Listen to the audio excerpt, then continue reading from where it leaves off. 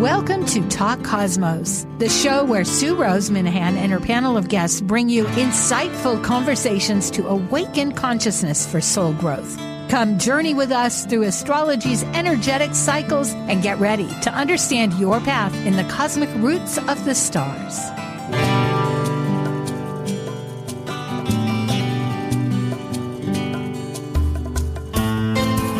Hello, everybody. This is Talk Cosmos. I'm Sue Minahan, and today we are talking about our most brilliant planet that we see in the sky, often just regarded as a star. I'm sure engendering the idea of what a planet is, which is a wandering star, because it's Venus, seen around the world for her brilliancy and the magnitude of the power that it brings. It's a very perfect orbit, unlike others. You can depend on it. And so today we have Planet Buzz, and we have a special guest that we will be bringing in. And unfortunately, I don't quite know what'll happen, but my team member that's usually always with us, Laura Tad, Dr. Tad, is in Ireland. She has a family occasion there that long been for several months, but the weather is such, with all the dynamics, we've realized a lot, and vibrations live, and she may come on visually, she may come on audibly, we don't know, but we'll work with Laura however it goes. But meanwhile, we have a special guest who really understands the whole Venus cycle too, and we'll work with this just as we're working with life. It's always this beautiful hermetic code. As above, so below, as below, so above, and as without, so within, and as within, so without. Okay, we are now ready for Planet Buzz. Focusing on perspectives of pattern planet cycle relationships and understanding their archetypal energy consciousness, reflecting through history, current events, mythology, and philosophical questions, these are the members of Planet Buzz. I'm Sue Minahan, founder of Talk Cosmos since 2018. I'm an evolutionary astrologer, consultant, speaker, writer, vibrational astrology student, Dwarf Planet University graduate, Kepler Astrology Toastmasters Club charter member. I have a fine arts music degree plus a certificate in jazz. I'm an artist, musician, and certified color energy life coach. Especially, I love mythology and esoteric philosophies. And I'm Dr. Laura Tad. I work as a spiritually oriented psychological astrologer with students and clients around the world. As a counselor, writer, and educator, I love helping people recognize their inner strengths, take advantage of auspicious moments, and navigate times of challenge with greater ease. On my own podcast, Mythic Sky Storytime, I discuss astrology, mythology, and actualizing our full potential. Learn more at mythicsky.com. Plus, a special guest who we will introduce in just a short moment. And as the ancient Hermetic Code reveals, as below, so above. As above, so below. Hello, Laura. Dr. Tad, I take it you are able to hear me? And yes, a huge storm. It's been most amazing. But I really think it came apparent to me with somebody that I appreciate her perspective. It's very intuitive. Yeah, I think we're still delayed. Yeah, with eclipses, for instance, or in ingresses, that there's great weather changes.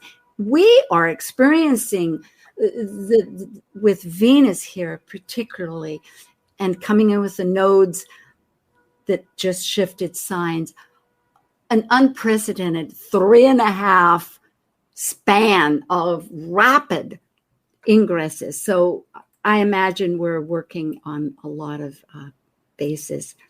So I am going to, thank you. How about if we bring in our special guest?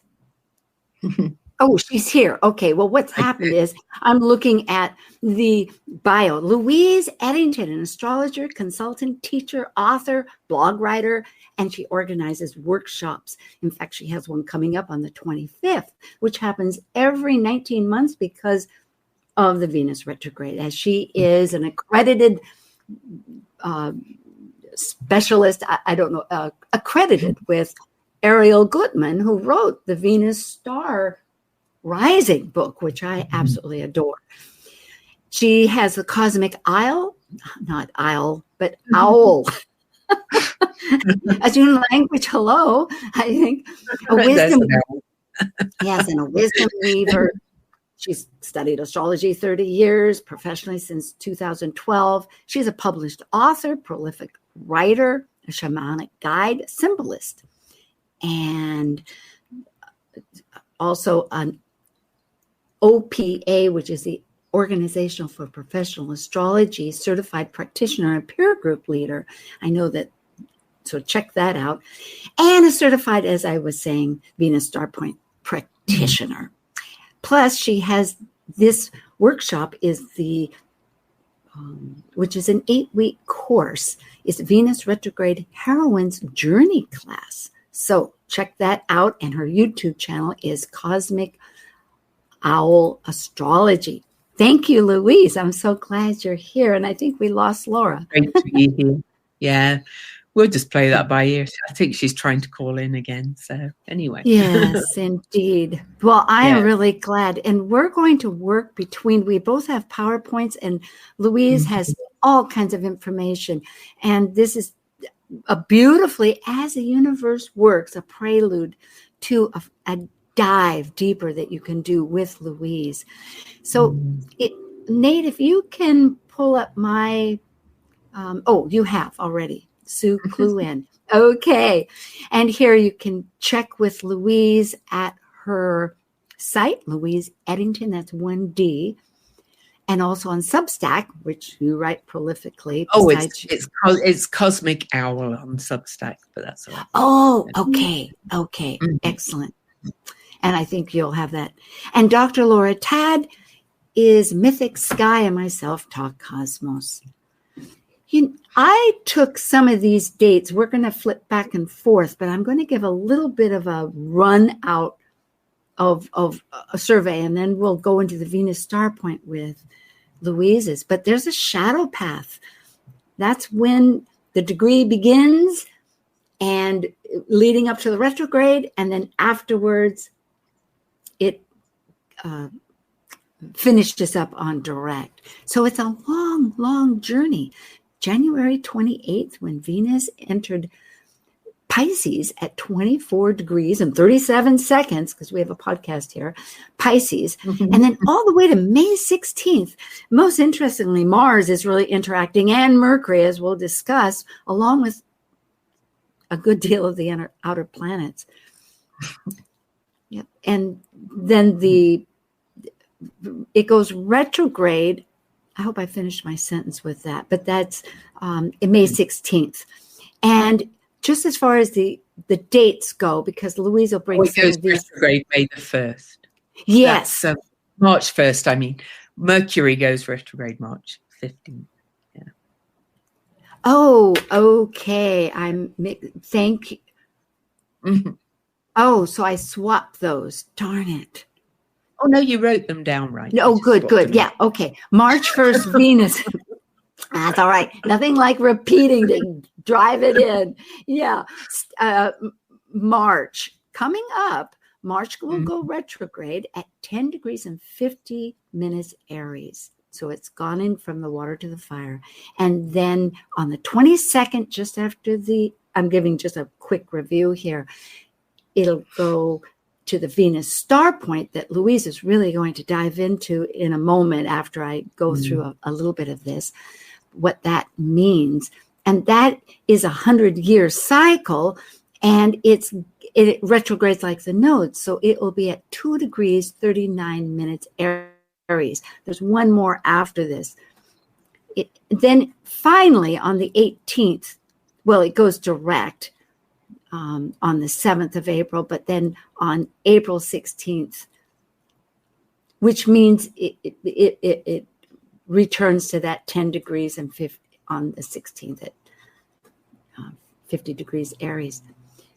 Do you want to make a comment here, or I'm thinking we have so much packed, and I think you're bringing these in. We'll just keep going, because I think one of my slides gives some of these dates too, but you don't actually have the Venus direct date there, but it doesn't matter. We'll find it. Oh, let's see. Venus direct. That's a very good point. That's very important. I thought I did. Oh, April the 12th. Oh, bless you. Thank you. Thank you for bringing that up. That's vital, because that does begin part of the shadow period afterwards on the 12th. All right. And this pathway happens to be in Scotland. I thought, we're going on a path, and I just love that view. Just as a comment, Mars, about out-of-bound planets. Mars has been since January 1st until the 7th, which is 5 days before the 12th, which Louise just brought up, out of bounds. That means Mars is not only retrograde, but acting as its own archetype. Instinctive, either in Leo or Cancer, which has its own archetype of, both air and fire, and other conversations have talked about that, or other programs. But just to bring your awareness that Mars is, but Venus never. Venus is very circular, never goes out of bounds, like Saturn. I will say Mars, as we record this, Mars is actually at its peak out of bounds off the ecliptic. So it's way off the ecliptic as we record this. So thank you. We'll see how we activate that. Well, I think we're figuring that out because of Laura not being able to get in and all these kind of things. Yes, and she did bring up this factor, and I decided to put it right in the beginning. For the United States, and of course this is a global occurrence, but for the United States, most interesting, specifically, this Venus is squaring, that means activating at 90 degrees, our natal Venus, which happens to be in Cancer, 3 degrees and 6 minutes Cancer. And as of today is the 9th. So just as of yesterday, it was aspecting it. So your thought that here we are at a crucible point, the most out of bounds, and activating that point. I thought we need, like she was saying, bring it up. And then on the Venus star point, I didn't notice if it was just happening prior or just after the Venus star point, but it is occurring retrograde for the second time. And then third will be just after let's see. Do I have that wrong? It's May 2nd or May 6th. It's May 2nd that the shadow ends. I was getting, yes, May 2nd. Can I just add to this thing that Laura noticed? The midpoint between the two eclipses that are happening during the Venus retrograde is at 2, with the moon at 2 Capricorn, square the Venus star point on the same day. So that's forming a T-square to the Venus of the USA. The USA is kind of majorly affected by all of this. So that's a cardinal T-square, right, pointing at the Venus of the USA. So I thank you for that, because there will be, we have a lot of cardinal action. We'll see. Yes. Yeah. Now, this is March 1st before the Venus retrograde. Oh, that's the day it stations retrograde. Yeah.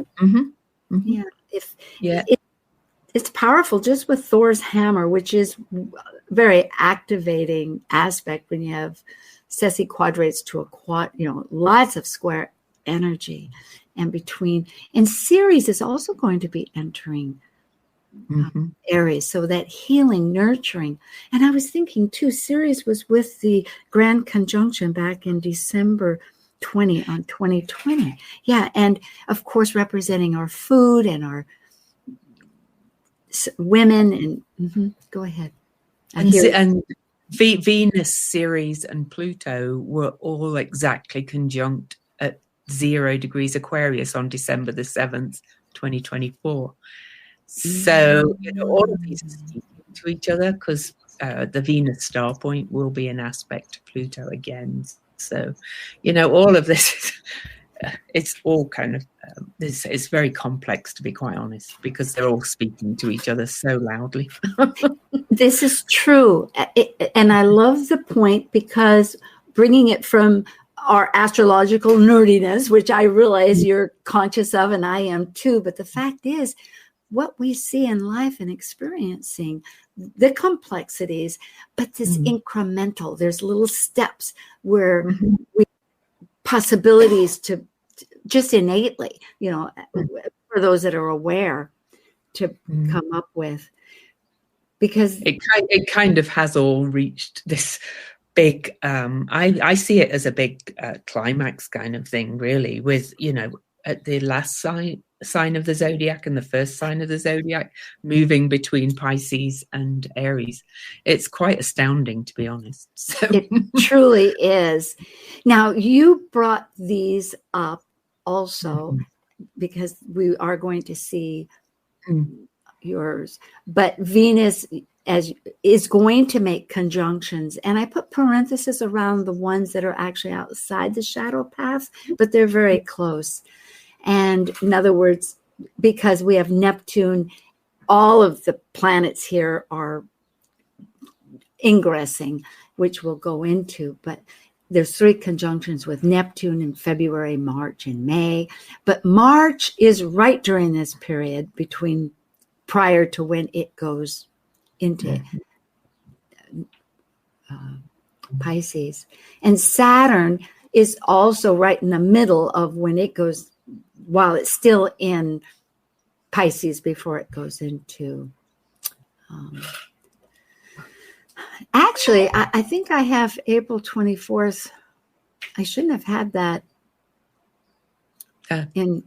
I think I've got the dates again. Okay, well, we'll just lead on. Yeah. So you'd wanted to bring up Mercury, and the only reason I brought that in now is because this is prior to the Venus star path, when Mercury actually goes retrograde.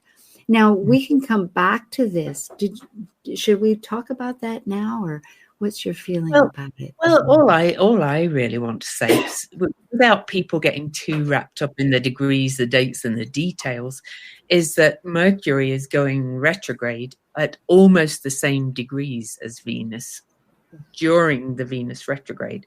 So, Venus will station retrograde at 10 Aries on March the 1st and station direct at 24 Pisces. And as you can see on this slide, Mercury is going retrograde at 9 Aries and will station direct at 26 Pisces.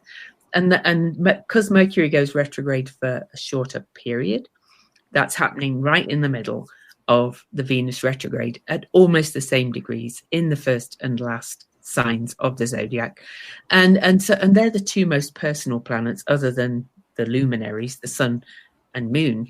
So this is a deeply personal story of, inner transformation and growth and rebirth, yes. I think, or redefining, as we say, because Pisces is, almost like the end, the death of things, but also, the chaos or the amniotic fluid of the womb. And Aries is the first sign, and it's almost like the toddler of the zodiac. It's the first, it's the new beginning. So everything is pointing to both a personal and a collective kind of rebirth in many ways. I like this. And most intriguingly, Mercury is also conjunct at those signs with the eclipses, both of them. I mean, the 9 degrees Aries is smack dab right on it. And of course, with the Pisces, it's opposing it. And that adds to the dynamics. Yeah. And as Sue said, Mercury is the dispositor at the south node, and the north node is conjunct all of this as well. So, it's speaking to what we are releasing and what we are learning to kind of change so that we can move towards something else. And this retrograde, it will be like dominoes. Yes. So it'll be so intuitive, just like Aries. We don't really stop and think about it. We're experiencing it. And so just to bring awareness, I really love how to remind that this is a rebirth, because through the struggles sometimes, because it's also action, we're desiring, we want to act on something. And yet with all the backwards, it's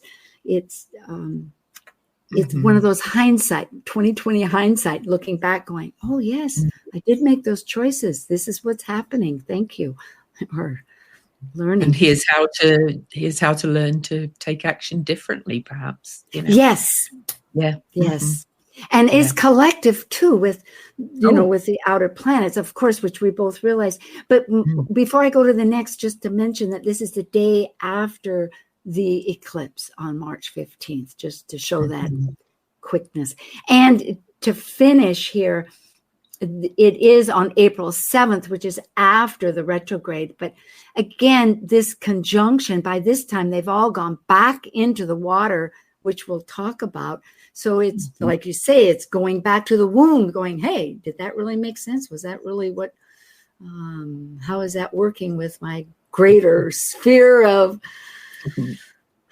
I kind of see it like the caterpillar going into the butterfly, but in the chrysalis, when the caterpillar becomes a chrysalis, it actually kind of dissolves and kind of turns into this big mush before it emerges as a butterfly.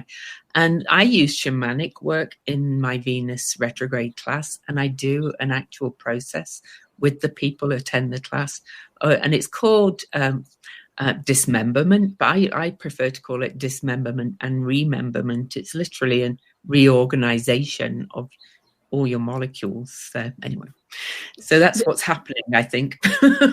Yes, this is the experiential, especially with Aries and with Pisces, where of powers that are greater than us, and then our initiations. It couldn't be more appropriate, because with the remembrant, well, you stimulated some thought. I'm going to go on because, now this is whether we talk about it or not, but the lunar eclipses for people, again, which I've brought up before, but it's on the 14th. This is a chart. This is an Aries chart, Aries point chart. And I think that... So this is a week before the Venus star point? Yes. And the day before, the Mercury retrograde. And the second eclipse is a week after the Venus star point. Yes. So it's just wild. Yeah. Now, I'm going to stop here.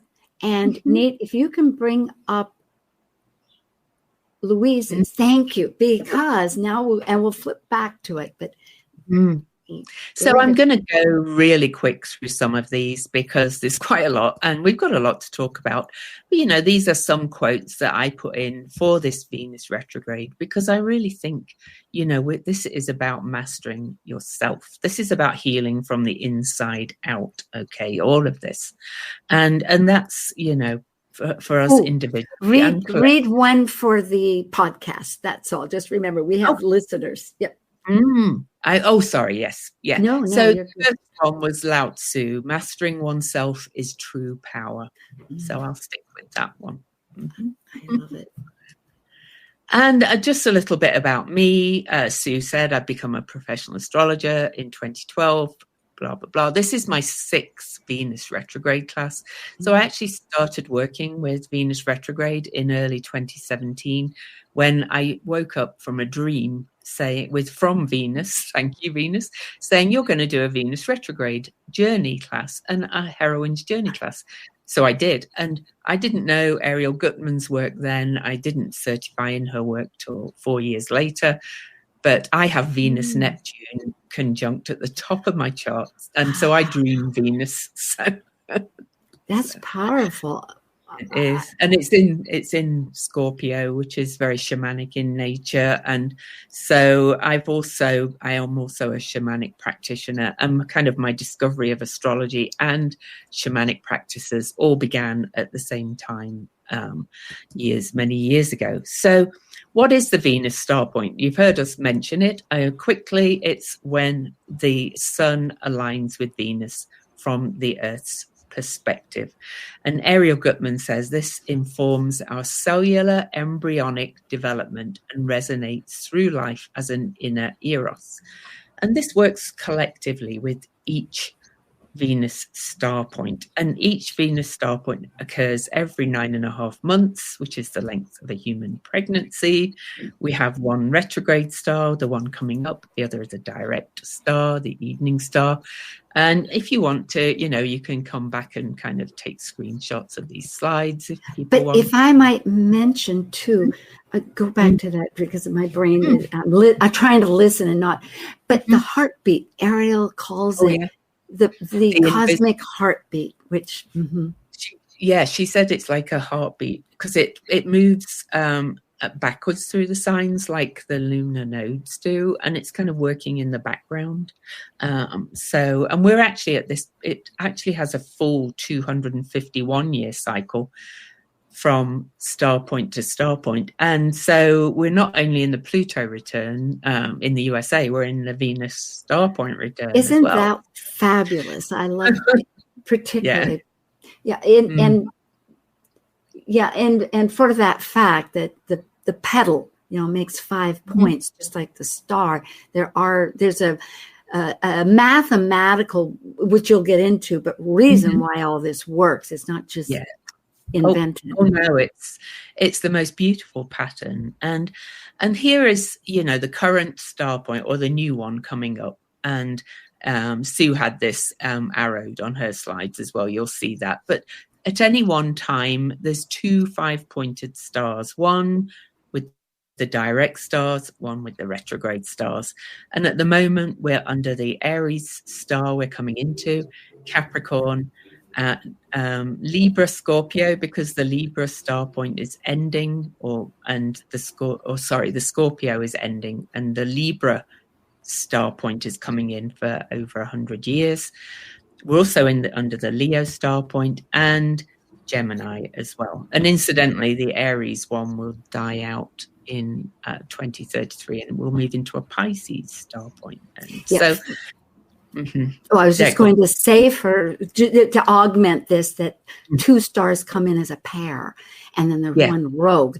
And my question to you, since I can ask now, is they shift, like Gemini won't always be the rogue, will it? Because I was looking back, I was trying to figure out.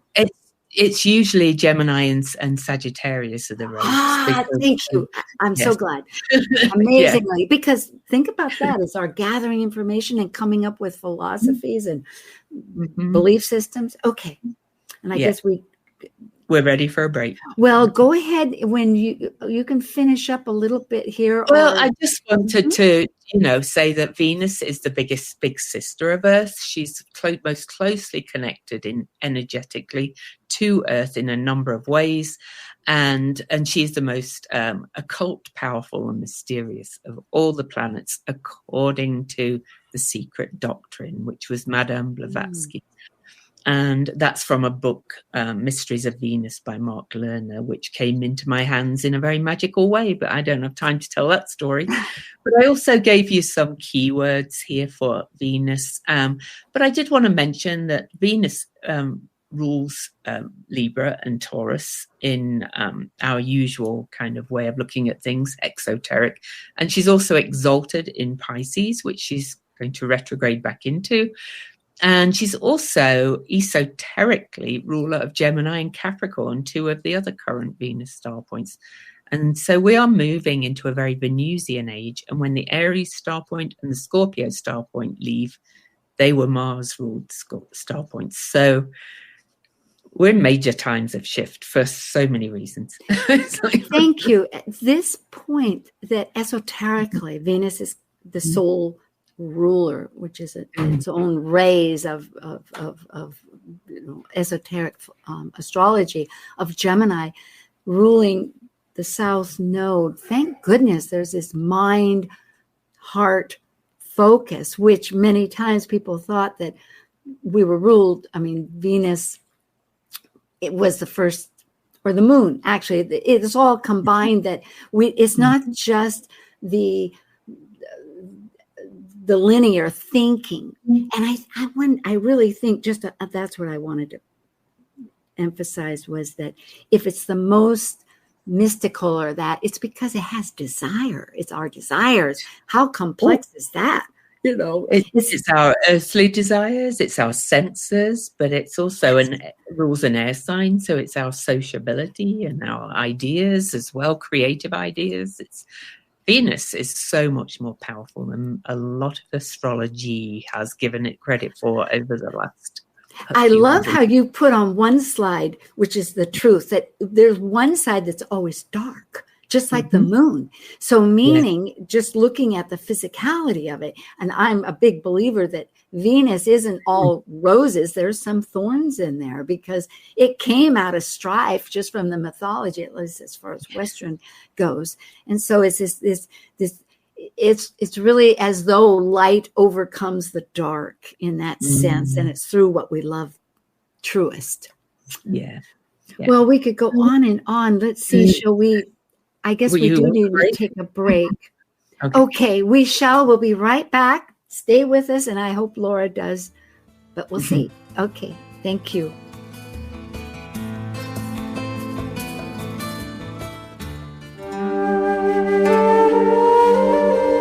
While we take a break from this week's edition of Talk Cosmos, let's take a look at this cycle's archetype. We are currently in the Yang period of Aquarius, ruled modernly by Uranus, and Saturn in traditional astrology by the ancients. By leaving a cycle based on governing structures through both man-made and universal laws, Aquarius breaks established pattern, permitting the energy of freedom, just as its ruling planet Uranus spins on its side and orbits backwards. As a fixed air sign represented by the water bearer pouring the spirit of cosmic energy, Aquarius seeks to find like-minded, intuitively aligned souls to connect in social groups for the elevation and improvement of all. Talk Cosmos brings insightful conversations to awaken consciousness for the soul growth with hour-long programs.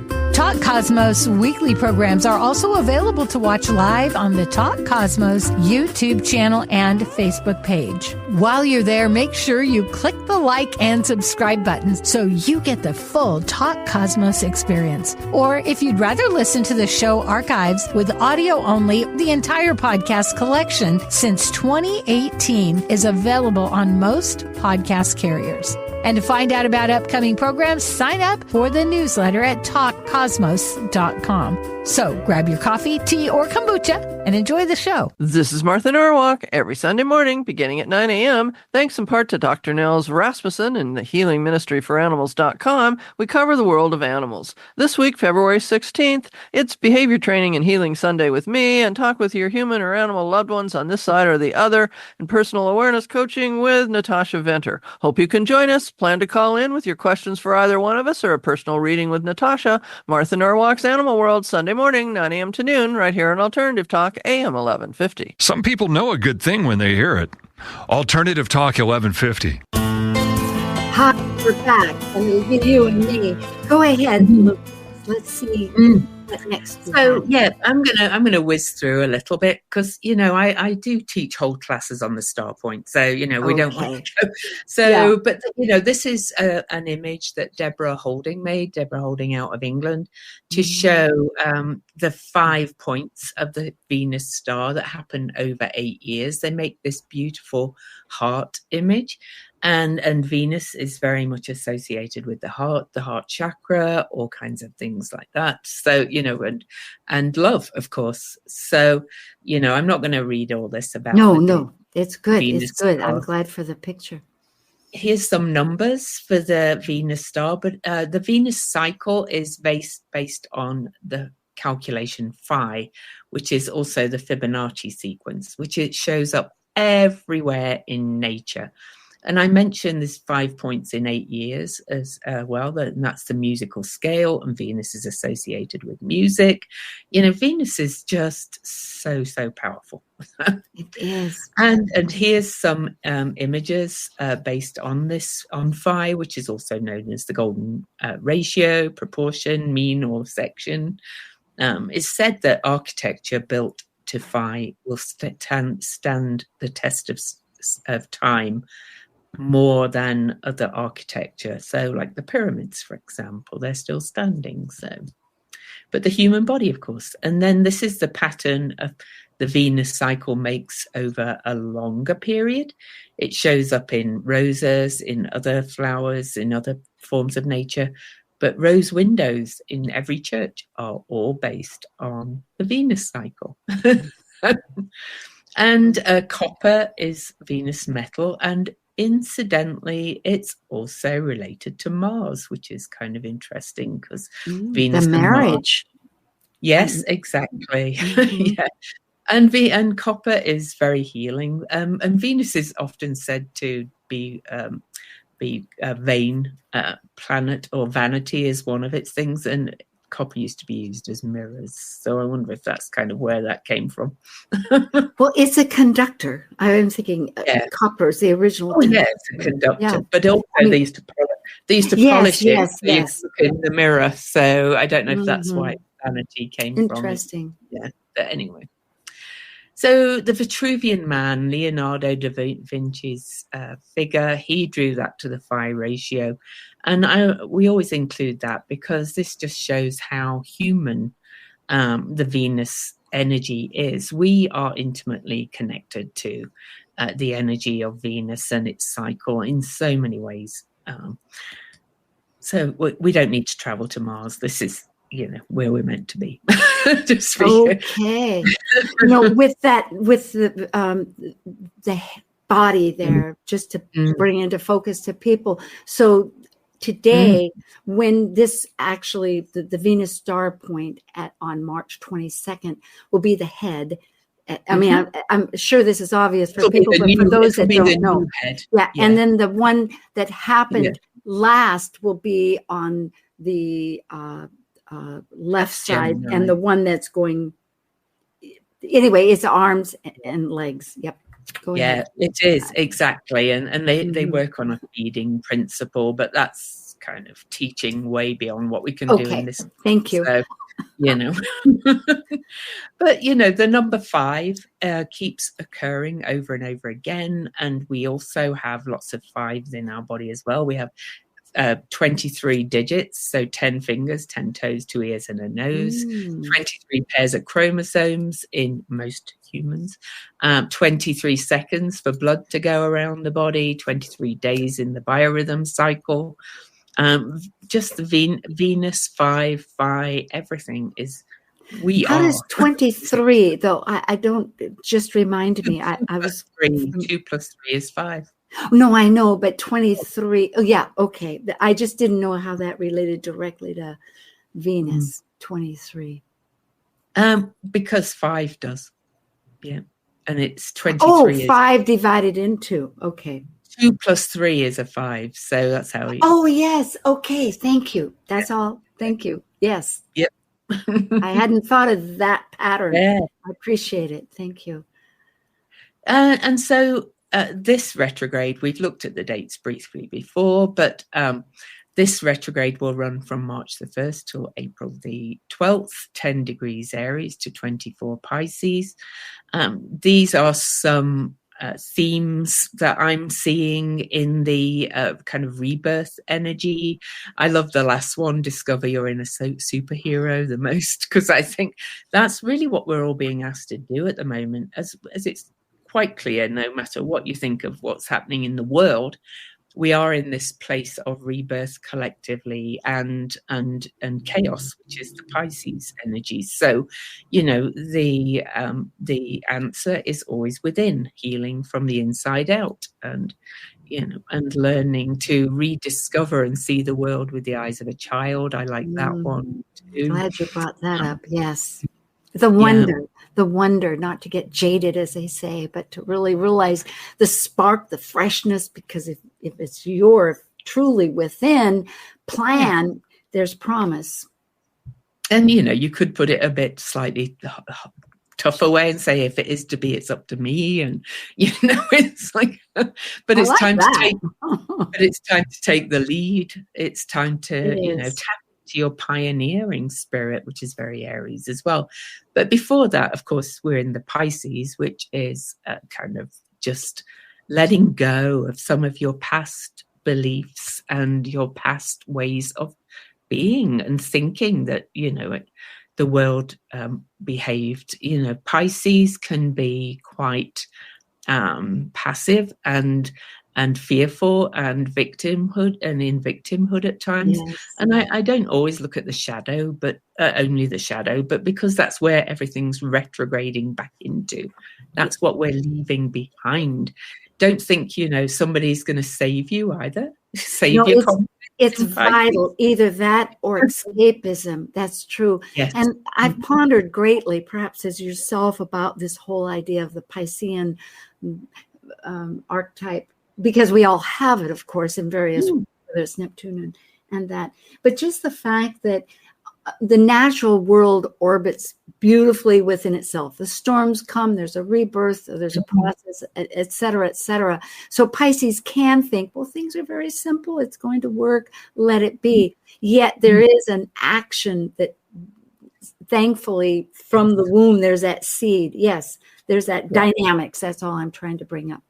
Well, let's see what You could also look at it as very quantum, which, I think we're realizing more and more that we're in this quantum universe. We always have been, but we are now more aware of it. And that's very, we've got water and fire here. Water's very action, yang, straightforward. Fire, is very rational. And then the water is more like the wave principle of the quantum energy.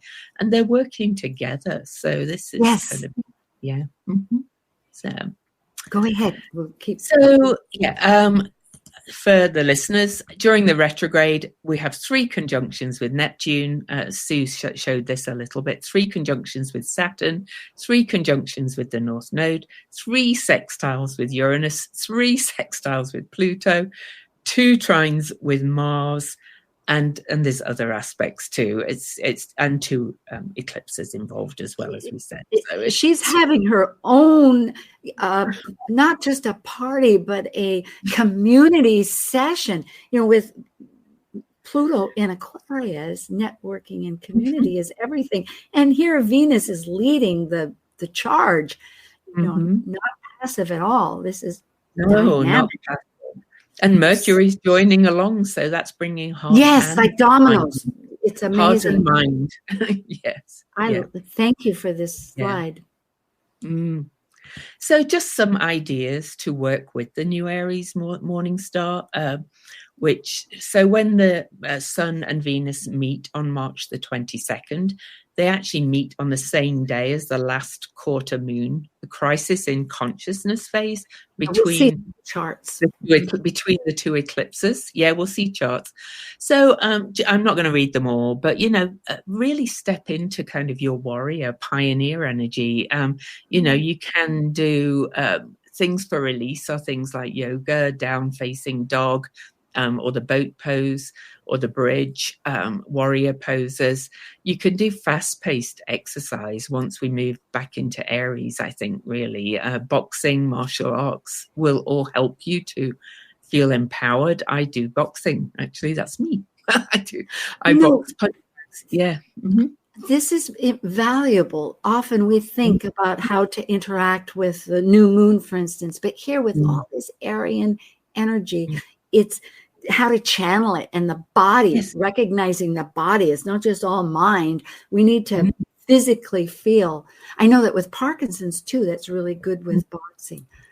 It is. Yeah. And I'm ADHD too. And with boxing classes, I have to actually remember a sequence. And so it helps focus my mind as well as somewhat like drumming. Drumming, you have to go, mama, daddy, yeah. Exactly. So drumming, yep, I put that as well. Do drumming and get outside and witness the morning star after she emerges in the east as a morning star. And Ariel Gutman on the Venus Starpoint YouTube channel has a Venus mudra where you can, it's very simple. You can just do that. You can wear copper for Venus and Aries, wear the pentagram, which I do, wear red. Oh, yeah. Spicy food. Yeah. Because Venus in Aries is really a very action-oriented, straightforward Venus. So, and that's, even though she goes back into Pisces, we are moving into that Aries energy. It's autonomy, big autonomy. Yeah. Autonomy, yeah. Mm-hmm. Well, and this is, I know you're going to look at the chart, but I just want to point out that the 2 degrees Aries is the Venus star point on March the 22nd. The moon will be in Capricorn, so earlier that day will square Venus and the sun, and that's where I mentioned it's opposing the USA of the Venus chart. So it's powerful. Anyway, yes, indeed. And that's just about my class. If anybody wants to scan the QR code, there you go. Just scan. Beautiful, because even with the slides later, you can download this or go to Louise Eddington's site. Thank you. Thank you. I added this in my charts too. Nate, if we can have mine again. Is this where, and you did instantly. Okay. I recapped some of these that not knowing how it would be. And again, I love Louise's denoting all the past and present star points that shows this cycle. It's the same, and I'm going to recap this, but thank you for bringing up on this slide that is also the Venus star point on March 22nd at 9:07:15 p.m. Eastern Daylight Time, Washington, D.C., for this particular chart, that the ascendant is on Spica at 24 degrees Libra, which is a fixed star out there. And it's a very fortunate fixed star. Yes, the most so. Exactly. Mm-hmm. I'm grateful. It's right between my south node and my moon. But I think this is, I think a lot of people are very concerned about what's happening in the USA. And I think, not only this, but there's a lot of other things that are suggesting that we, are in this chaotic stage collectively in the States, and that we are going to come out of it. It is difficult not to get crisis oriented. It is so true. And fear oriented. We had so much of the earth fit and different energies. And as we know, with that conjunction back in 2020, going into air is historically very, because it's an 800 cycle for that, when we go into the grand cycle, it's very tumultuous to get from air to earth, just like, and I'm riffing on this, but Uranus in Taurus, which is the Gaia and Uranus mythology of. So we'll thank you for the encouragement, and thank you for bringing up Spica. It will keep working. And you've pointed out, I think you did somewhere anyway, Uranus and Saturn will be in a sextile, and they are the modern and traditional guides for Aquarius, and they are both in forming a finger of fate or yod to that ascendant and Spica. So yes. They are right here, the green with that. And later I was going to have, I've had various talks about Uranus in Gemini, and I was wondering where it has an aspect, Uranus with Saturn. Remarkably, the only one it really was distinguished of all the different Ptolemaic aspects was a conjunction at the very end at 28 degrees Gemini. Which will be much later. So it's as though we're going towards this enormous, another whole cycle of those two getting together, because they have their own, I think, long cycle. Yeah. And I've seen a lot of concern out there because Uranus will be moving into Gemini and all these outer planets changing signs. That last time was in the Civil War, I think, and the time before, or no, the World War II, and then the Civil War, and then the Revolution. Yes, the Revolution. All of them. But I would invite people to look at where the other outer placements were yes. as well. And also to consider that we are kind of in a civil war already. It's just a different kind of civil war. And so absolutely. That we have different tools, we have different techniques and different ways of communicating. We don't have to always think of sign language in some ways of coding, but there's many different, it's every blueprint is different with the universe, and we're at this phase. No, I appreciate that. I've been bringing it up. This here is the same Venus star point on March 22nd, but from the world's chart, which is at Greenwich, and it's also an Aries, starting at the zero Aries point for people to realize, and just to recognize of these huge conjunctions here, both in Aries and Pisces, which Venus and the Sun are joining with Mercury and then Neptune North Node. And then also just beginnings and endings over and over and over. Yes. Yeah, absolutely. Yeah. And that Aries is governed by Mars, which is in this grand trine with Uranus as the kite, meaning it's the focal point of this symbiotic energy that's revolving in water, emotional, and it's grounded in Taurus, but that it's ruled by Venus. So again, there's this interlocking system of relationships. We won't go into all the eclipses, but this is the solar eclipse, just to finish the sequence chronologically I was bringing up. Again, you'll see that, and this is the Aries point.